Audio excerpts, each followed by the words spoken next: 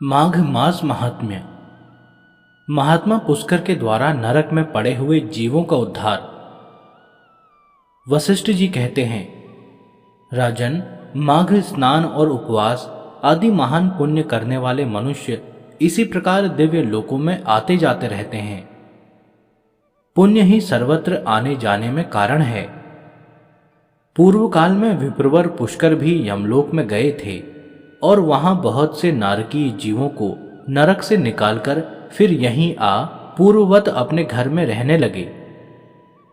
त्रेता युग में जब भगवान श्री रामचंद्र जी राज्य करते थे, तभी एक समय किसी ब्राह्मण का पुत्र मरकर यमलोक में गया और पुनः वह जी उठा। क्या यह बात तुमने नहीं सुनी है?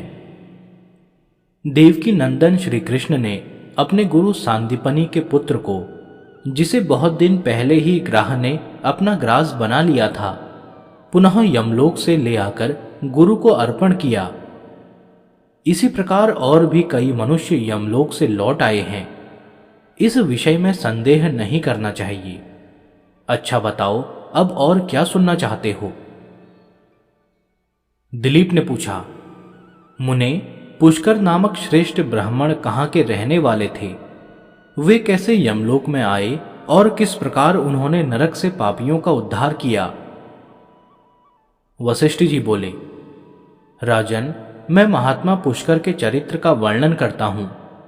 वह सब पापों का नाश करने वाला है। तुम सावधान होकर सुनो। बुद्धिमान पुष्कर नंदीग्राम के निवासी थे। वे सदा अपने धर्म के अनुष्ठान में लगे रहने वाले और सब प्राणियों के हितैषी थे। सदा माघ स्नान और स्वाध्याय में तत्पर रहते तथा समय पर अनन्य भाव से श्री विष्णु की आराधना किया करते। महायोगी पुष्कर अपने कुटुंब के साथ रहते और नित्य अग्निहोत्र करते थे। राजन, वे अप्रमेय हरे, विष्णु, कृष्ण, दामोदर, अच्युत, गोविंद, अनंत, देवेश्वर इत्यादि रूप से केवल भगवान नामों का कीर्तन करते थे। महामते, देवता का आराधन छोड़कर और किसी काम में उन ब्राह्मण देवता का मन स्वप्न में भी नहीं लगता था। एक दिन सूर्य नंदन यमराज ने अपने भयंकर दूतों को आज्ञा दी, जाओ, नंदीग्राम निवासी पुष्कर नामक ब्राह्मण को यहां पकड़ ले आओ। यह आदेश सुनकर और यमराज के बताए हुए पुष्कर को न पहचानकर वे इन महात्मा पुष्कर को ही यमलोक में पकड़ लाए। ब्राह्मण पुष्कर को आते देख यमराज मन ही मन भयभीत हो गए और आसन से उठकर खड़े हो गए। फिर मुनि को आसन पर बिठाकर उन्होंने दूतों को फटकारा, तुम लोगों ने यह क्या किया? मैंने तो दूसरे पुष्कर को लाने के लिए कहा था। तुम लोगों के कितने पापपूर्ण विचार हैं। भला इन सब धर्मों के ज्ञाता, विशेषतः भगवान विष्णु के भक्त, सदा माघ स्नान करने वाले और उपवास परायण महात्मा पुरुष को यहां मेरे समीप क्यों ले आए? दूतों को इस प्रकार डांट बताकर प्रेतराज यम ने पुष्कर से कहा, ब्राह्मण, तुम्हारे पुत्र और स्त्री आदि सब बांधव बहुत व्याकुल होकर रो रहे हैं, अतः तुम भी अभी जाओ। तब पुष्कर ने यम से कहा, भगवन, जहां पापी पुरुष यातनामय शरीर धारण करके कष्ट भोगते हैं, उन सब नरकों को मैं देखना चाहता हूं। यह सुनकर सूर्य कुमार यम ने पुष्कर को सैकड़ों और हजारों नरक दिखलाए।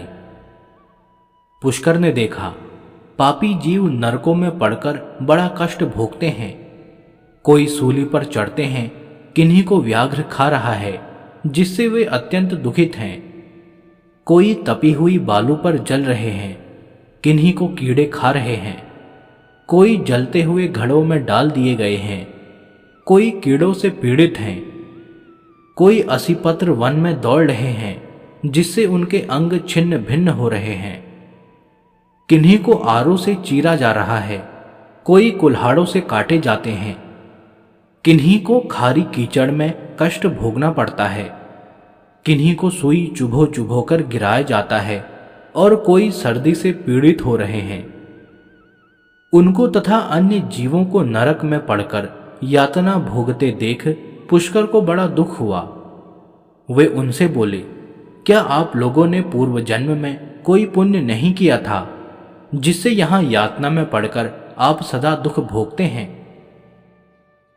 नरक के जीवों ने कहा, विप्रवर, हमने पृथ्वी पर कोई पुण्य नहीं किया था, इसी से इस यातना में पड़कर जलते और बहुत कष्ट उठाते हैं।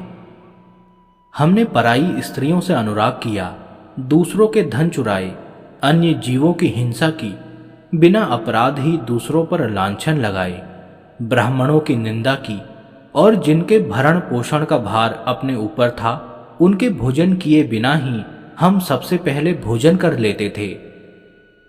इन्हीं सब पापों के कारण हम लोग इस नरक अग्नि में दग्ध हो रहे हैं। प्यासी गौएं जब जल की ओर दौड़ती हुई जाती तो हम सदा उनके पानी पीने में विघ्न डाल दिया करते थे। गौओं को कभी खिलाते पिलाते नहीं थे तो भी उनका दूध दुहकर पेट पालने में लगे रहते थे। याचकों को दान देने में लगे हुए धार्मिक पुरुषों के कार्य में रोड़े अटकाया करते थे।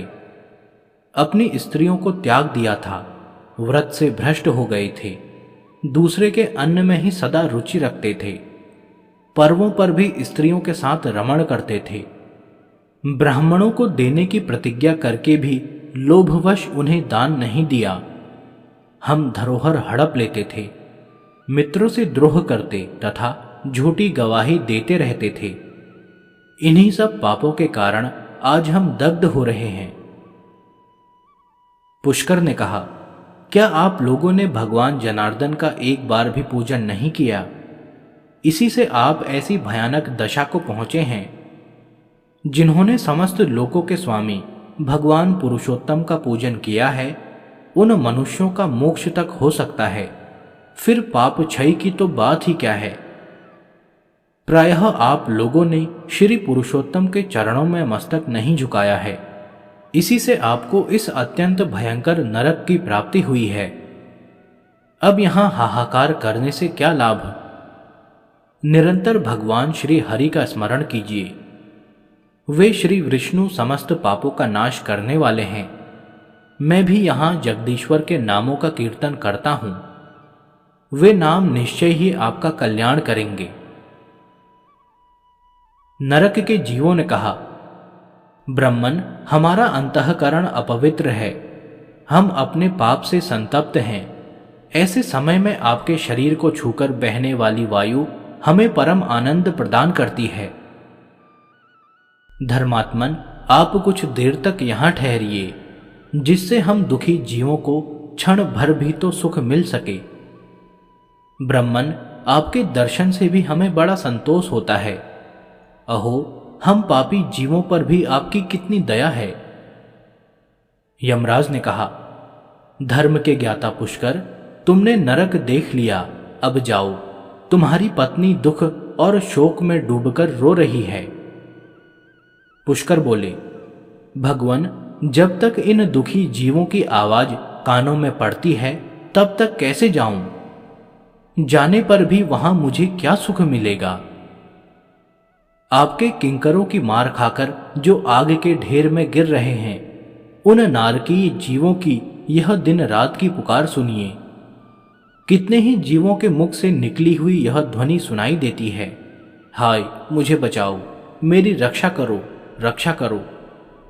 समस्त भूतों के आत्मा और सबके ईश्वर सर्वव्यापी श्री हरि की मैं नित्य आराधना करता हूं। इस सत्य के प्रभाव से नारकीय जीव तत्काल मुक्त हो जाएं। भगवान विष्णु सब में स्थित हैं और सब कुछ भगवान विष्णु में स्थित है। इस सत्य से नारकीय जीवों का तुरंत क्लेश से छुटकारा हो जाए।